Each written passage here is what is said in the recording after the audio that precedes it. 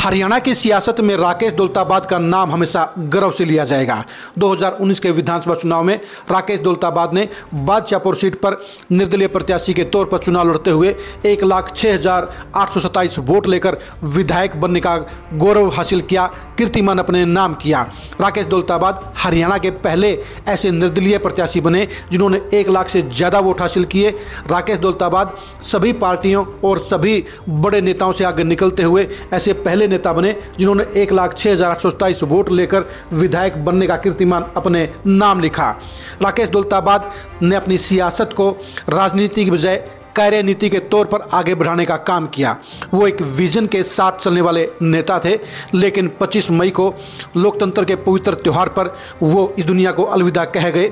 अपनी ज़िंदगी के अंतिम दिन उन्होंने अपनी जिम्मेदारी को बखूबी से निभाते हुए पहले वोटिंग करने का काम किया और उसके बाद अकाल मौत ने उनको उनके समर्थकों से इस दुनिया से उन्हें छीन लिया। अब उनके हज़ारों समर्थकों में इस बात की चिंता थी कि उनके विजन को जिंदा कौन रखेगा, उनकी सोच को जिंदा कौन रखेगा और उनके अधूरे सपने को कौन पूरा करेगा। राकेश दौलताबाद के साथ में हजारों समर्थकों की फौज खड़ी थी, उनके साथ में इलाके की सरदारी खड़ी थी। अब उनकी सोच को जिंदा रखने के लिए इलाके के भाईचारे ने ही अहम फैसला सुनाने का काम किया है। राकेश दौलताबाद के गांव दौलताबाद और उनके आसपास के 12 गांव के भाईचारे ने एक सामूहिक पंचायत करके इस बात का फैसला लिया है कि राकेश दौलताबाद की सोच जिंदा रहेगी, उनकी सियासत भी आगे बढ़ेगी और उनके अधूरे सपनों को पूरा करने का काम अंजाम दिया जाएगा। और इस काम को पूरा करने की जिम्मेदारी भाईचारे की पंचायत ने राकेश दौलताबाद की पत्नी कुमुदनी के कंधे पर डाल दी है। हजारों लोगों ने आशीर्वाद देकर कुमुदनी राकेश दौलताबाद को राकेश के अधूरे सपनों को पूरा करने के लिए जिम्मेदारी दे दी है, उन्हें अपना पूरा आशीर्वाद दे दिया है।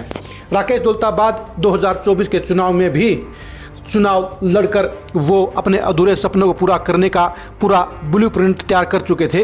राकेश दौलताबाद ने जहां अपनी मृत्यु से 3 महीने पहले ही 50,000 महिलाओं को हरिद्वार में पवित्र स्नान करके अपनी जिम्मेदारी को पूरा करने का काम किया था, वहीं इलाके की जनता के साथ भी उनके लगाव को हर कोई जानता है।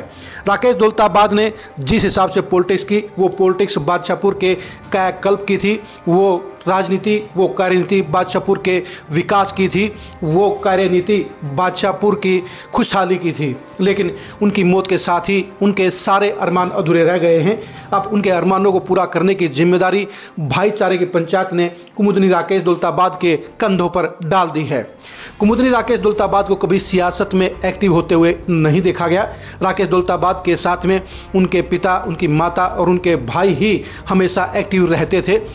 कुमुदनी राकेश दौलताबाद ने हमेशा अपने घर की जिम्मेदारियों को बखूबी निभाने का काम किया, अपने बच्चों की परवरिश पर ध्यान दिया और यही वजह है कि राकेश के जाने के बाद उनके 23 साल के बेटे ने उनके बड़े बिजनेस को बड़ी आसानी से संभाल लिया है।